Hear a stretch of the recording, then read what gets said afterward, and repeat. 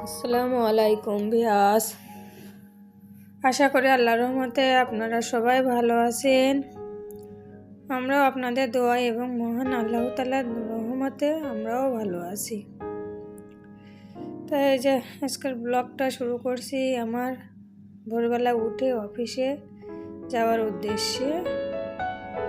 এই সময় যাচ্ছি, সেই সময় আমি ভিডিওটা আপনাদের জন্য দেখালাম।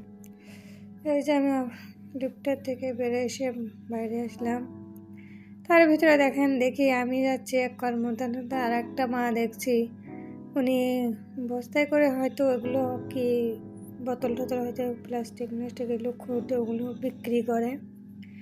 উনিও আছে এক জীবিকার সন্ধানে। আমি যাচ্ছি আমার বাচ্চাদের জীবিকার, আমার পেটের জীবিকার, আমার নিজের জীবিকার জন্য এবং আমার বাচ্চাদের জীবিকার জন্য এক উদ্দেশ্যে জবে যাচ্ছি। আর উনি আছে ওনার বাচ্চাদের, হয়তো ওনার বাচ্চা সংসারের জন্য এই বয়সে এসে উনি রাস্তায় এভাবে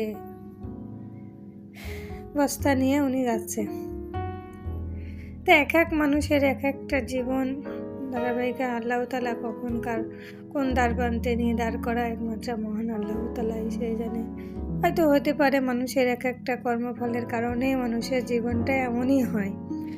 এখন জানি না আল্লাহ কোন পর্যন্ত আমাদেরকে নিয়ে যাবে, সে একমাত্র মহান আল্লাহ তাআলা জানে। এই যে সকাল ভোরবেলা সবাই দেখেন, সবাই তার যার জীবিকা অর্জনের জন্য তার যার কাজে সবাই ব্যস্ত। আমিও যাচ্ছি, এই যে আমার অফিসের আমি যাচ্ছি। আপনারা সবাই ভালো থাকেন, আমাদের জন্য দোয়া করবেন। আল্লাহ হাফেজ।